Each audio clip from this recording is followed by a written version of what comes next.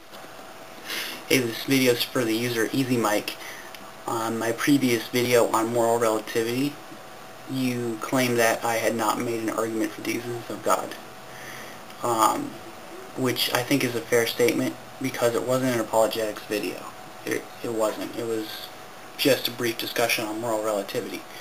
I wasn't trying to prove the existence of God, but it's a fair statement. So I'm going to kind of give you a brief rundown of the Transcendental Argument because I believe it is the argument that most closely parallels the refutation of moral relativity. So here's a brief rundown of the argument. The Transcendental Argument for the existence of God is the argument which attempts to prove God's existence by arguing that logic, morals, and science ultimately presuppose the Christian worldview and that God's transcendent character is the source of logic and morals. The Transcendental Argument for the existence of God argues that without the existence of God it is impossible to prove anything because in the atheistic world you cannot justify or account for universal laws. Deductive reasoning presupposes the laws of logic, but why do the laws of logic hold? For the Christian there is a transcendent standard for reasoning. As the laws of logic are reduced to being materialistic entities, they cease to possess their law-like character. But the laws of logic are not comprised of matter, because they apply universally and at all times. The laws of logic are contingent upon God's unchanging nature and are necessary for deductive reasoning. The invariability, sovereignty, transcendence, and immateriality of God are the foundation for the laws of logic. Thus, rational reasoning would be impossible without the biblical God. The atheist, you, might respond, well, I can use the laws of logic and I'm an atheist. I don't believe in God. However, this argument is illogical. Logical reasoning requires the existence of a transcendent and immaterial God, but not the profession of a belief in Him. The atheist can reason, but within his own worldview, his reasoning cannot rationally be accounted for. Now, if the laws of logic are merely man-made contentions, then different cultures could adopt different laws of logic. In that case, the laws of logic would not be universal laws. Rational debate would be impossible if the laws of logic were conventional, because the two parties could simply adopt different laws of logic, and both would be right in their own arbitrary mind. Now, if the atheist argues that the laws of logic are simply the product of electrochemical impulses in the brain, then the laws of logic can't be regarded as universal. What happens inside your brain cannot be regarded as law because it doesn't necessarily correspond with what's happening in other people's brains. Now, in other words, we could not argue that logical contradictions cannot occur in a distant galaxy, distinct from conscious observers. Now, one common response from the atheist community is, well, we can use the laws of logic because they have been observed to work. However, this is to miss the point. All are agreed that the laws of logic work, but they work because they are true. The real issue is, how can the atheist account for absolute standards of reasoning like the laws of logic? Why does the material universe feel compelled to obey immaterial laws?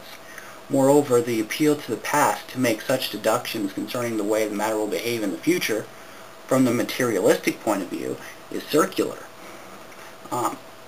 Indeed, in the past, matter has conformed to uniformity, but how can one know that uniformity will persist in the future unless one has already assumed that the future reflects the past, i.e., uniformity? To use one's past experience as a premise upon which to build one's expectations for the future is to presuppose uniformity in logic. Thus, when the atheist claims to believe that there will be uniformity in the future, since there has been uniformity in the past, he is simply trying to justify uniformity by presupposing uniformity. And what's that? That's a circular argument. So, to conclude, the Transcendental Argument for the existence of God argues that atheism is self-refuting because the atheist must presuppose the opposite of what he is attempting to prove in order to prove anything.